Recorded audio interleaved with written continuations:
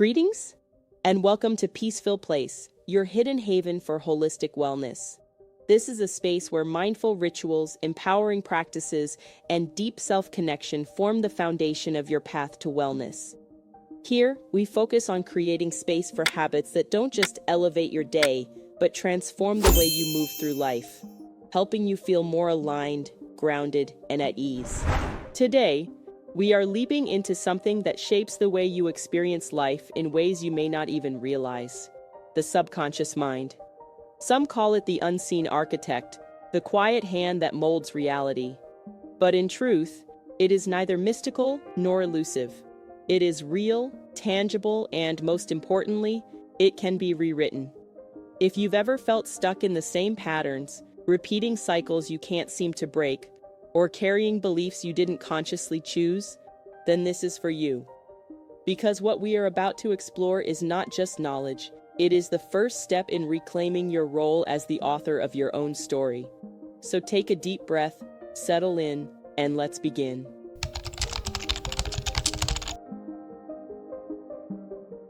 There is an unseen architect designing your life. Not fate, not luck, but the subconscious mind. The Hermeticists of old understood this well. As within, so without. A truth not just found in mystical texts, but in the language of the brain itself. Science now confirms what the sages have long taught, that what we hold in the depths of our mind becomes the blueprint for our reality. Your subconscious is not simply a vault of memories. It is the living framework of your existence. It dictates the way you move through the world, the ease with which you receive or resist, the lens through which you interpret every moment. It is a silent force, shaping your habits, your emotions, your very perception of what is possible. But here is where the greatest illusion lies. Most believe the subconscious mind is fixed, an unchangeable script written in childhood. But what if I told you that, like the great alchemists of old, you have the power to transmute, to take the lead of old conditioning and forge it into something new, something golden, something that serves your highest self? This is not magic. It is the mechanics of transformation, what neuroscience calls neuroplasticity, and what mystics have called mental alchemy for centuries. So if you are ready, let us continue the process of reshaping the unseen forces that shape you.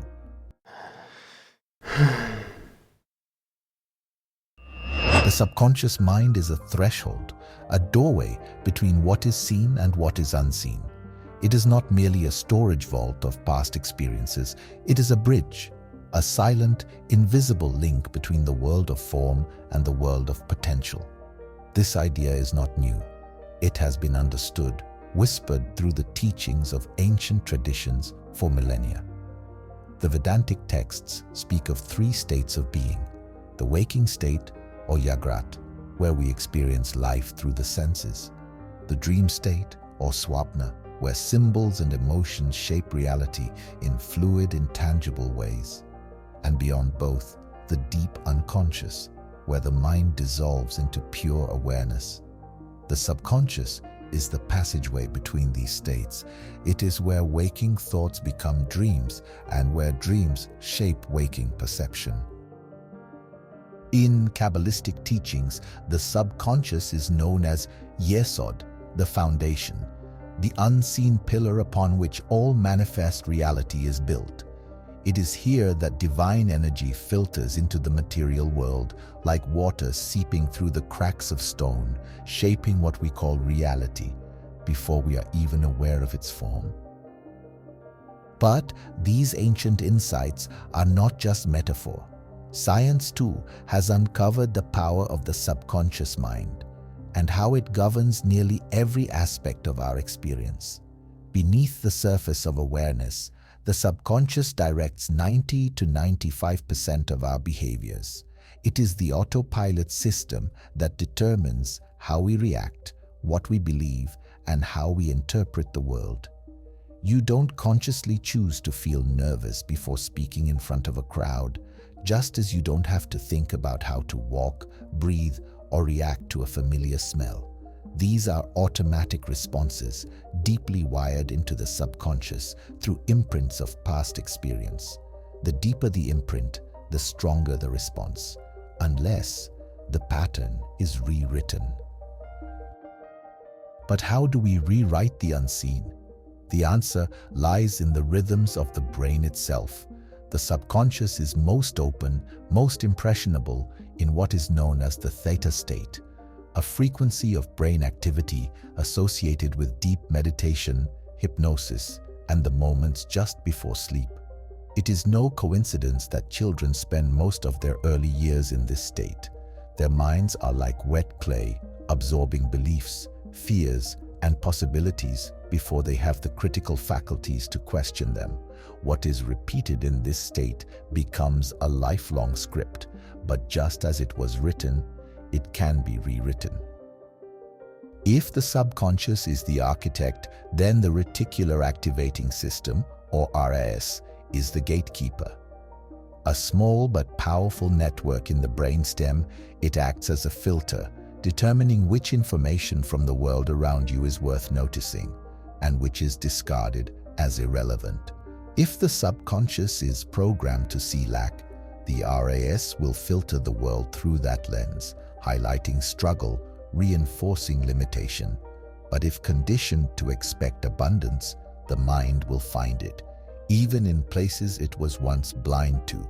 The truth is, reality itself does not change, only what you allow yourself to perceive. The ancient Egyptians called this power Heka, the art of shaping reality through the unseen forces of the mind. What we now call cognitive programming, they understood as the essence of magic. They believed that words, thoughts, and intention held the power to alter the very fabric of existence. And today, we know this to be true, not through mysticism, but through the undeniable science of the brain. So the question is not whether the subconscious mind is shaping your life. It already is. The real question is, will you shape it in return? The ancients understood something that modern science is only beginning to articulate. The mind is not fixed. It is fluid, adaptable, an instrument of transformation. The all is mind. So say the teachings of Hermetic philosophy. Everything you see, everything you experience is first conceived in thought before it manifests into form. Today, neuroscience calls this neuroplasticity, the brain's ability to rewire itself in response to experience, belief, and repetition. Your mind is not a stone tablet with words carved into permanence. It is a river, shaping and reshaping itself, responding to the currents of your attention and intention. Every thought, every habit, every repetition is either reinforcing old pathways or building new ones. So the question is not whether you can change your mind.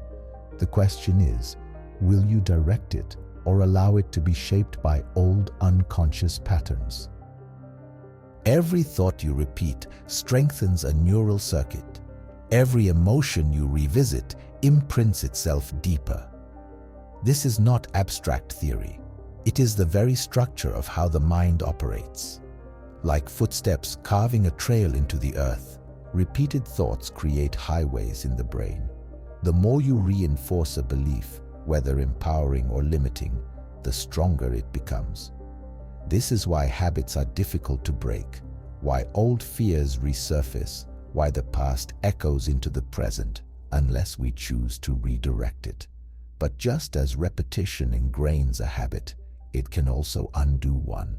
The same way muscles strengthen through use or weaken through neglect, neurons that fire together, wire together, and those that do not wither away. This is neuroplasticity, the alchemy of transformation, not through external force, but through the subtle yet profound act of choosing which thoughts to nurture and which to release. One of the most striking proofs of neuroplasticity comes from an unexpected place, the streets of London. Researchers studying the brains of London taxi drivers discovered something remarkable. Years of navigation in the complex cityscape physically altered their brains. The hippocampus, the region responsible for spatial memory, had expanded in those who had memorized the intricate roads of London. This wasn't theory. It was visible, measurable change in the brain structure, shaped by focused mental repetition. And if the mind can physically reshape itself to store maps of a city, imagine what it can do when intentionally directed toward rewiring your deepest beliefs. The mind is not just an observer, it is a mirror. What you hold within, it reflects without. What you believe, you become. What you assume, you attract. What you consistently repeat, you reinforce. For those who say, "I always struggle," the mind reinforces struggle. For those who say, "I am open to possibility," the mind begins filtering reality for opportunities. This is not magic. It is the function of the reticular activating system, the very mechanism that determines what you notice and what you overlook. The world around you does not change, but your ability to see it differently does. And once perception shifts, so does reality. Thousands of years ago, an inscription was left behind, one that scholars, mystics, and seekers alike have studied for generations. The words, written in the emerald tablet, state, "The mind is the builder, and what it imagines, it creates." This is not merely mysticism, it is cognitive reality. Your mind is the architect of your existence, shaping the blueprint of your life with every thought, every expectation, every repeated belief. So if the mind is the builder, what will you build?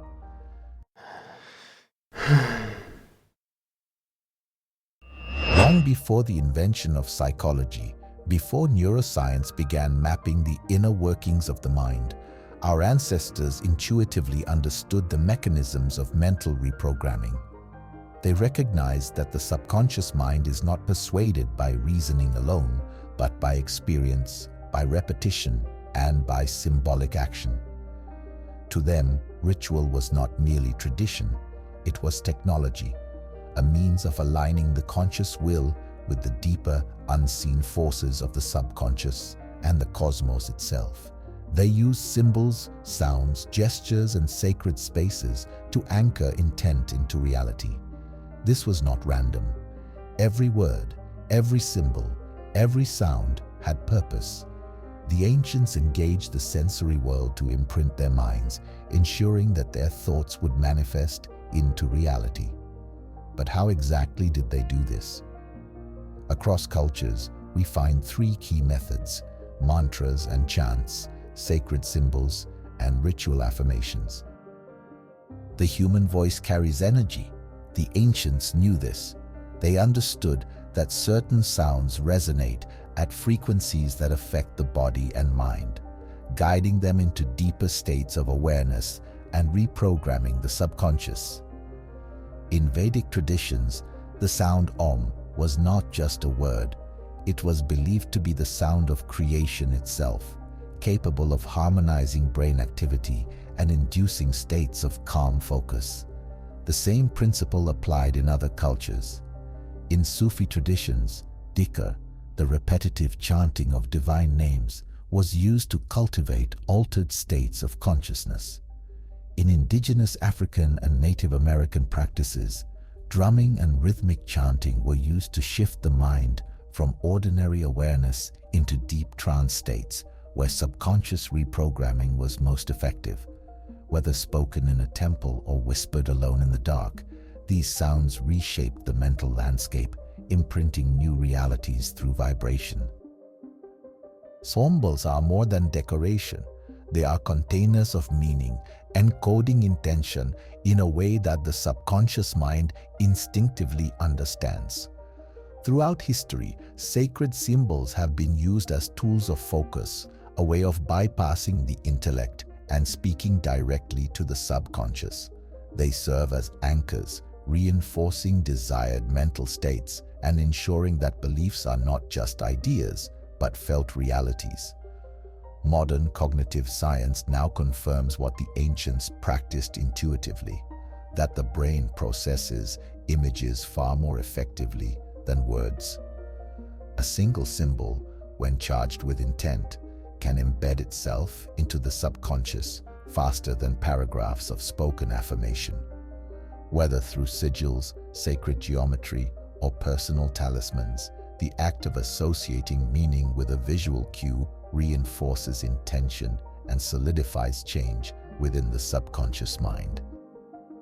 What ancient traditions achieved through mantra, sigils, and ritual, modern psychology now explains through neuro-linguistic programming, NLP, and cognitive reprogramming techniques.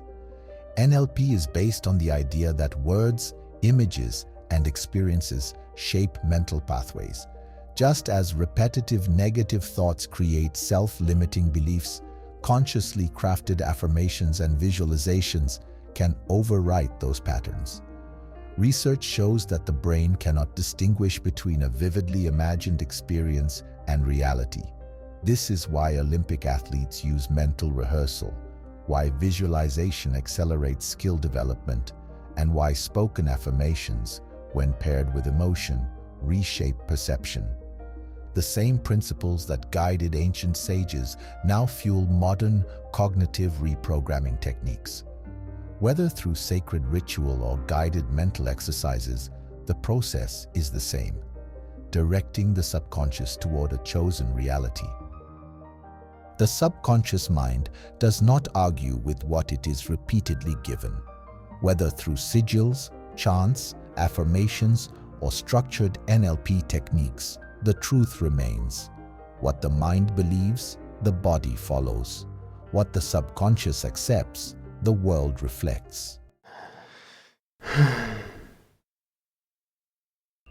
Knowledge is only as powerful as its application.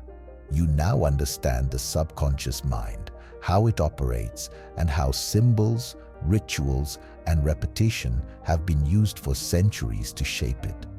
But how do you take these insights and apply them to your own life? How do you shift deeply ingrained beliefs and cultivate a new mental landscape? The answer lies in structured, intentional repetition. The subconscious mind does not respond to wishful thinking or fleeting inspiration. It responds to consistency, precision, and emotional engagement. Your thoughts shape your experience, but more importantly, they shape your nervous system's response to reality. Studies in cognitive behavioral therapy, CBT, show that how we interpret events determines whether we feel stressed, empowered, or helpless. For example, imagine facing a setback. A common subconscious response might be, "I always fail." But the mind is not reacting to reality. It is reacting to a narrative you've rehearsed over time. What if instead you told yourself, "I am learning through each challenge"? This is not about false positivity. It is about shifting the subconscious script that runs in the background of your mind, choosing a perspective that empowers rather than limits you. Here's a practical application. Identify a limiting belief that repeatedly appears in your inner dialogue. Write it down. Reframe it into an adaptive belief that aligns with growth and possibility. Affirmations have power, but only when aligned with the subconscious mind's natural state of receptivity. The brain does not accept all affirmations equally.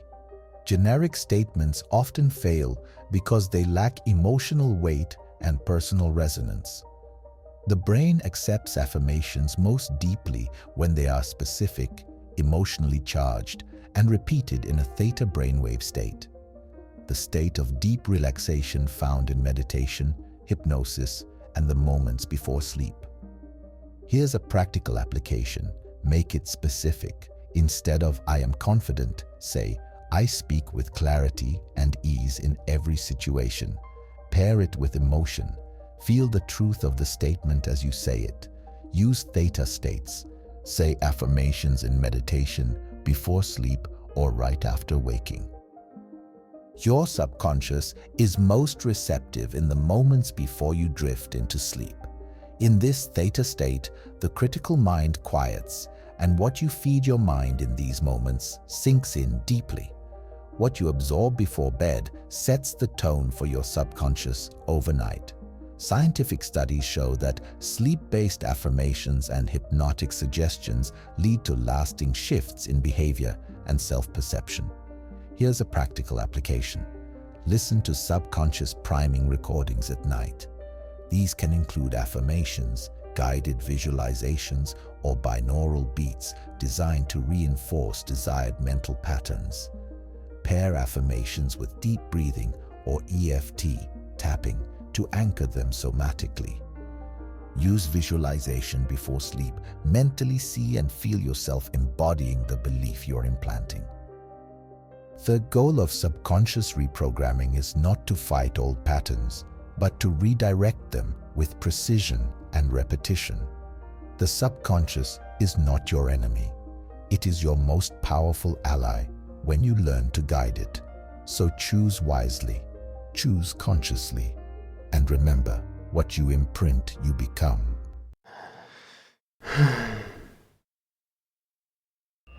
You are both the sculptor and the stone. The mind is not a cage, it is clay waiting to be shaped. Every thought, every belief, every repetition is a tool, refining the masterpiece that is your reality.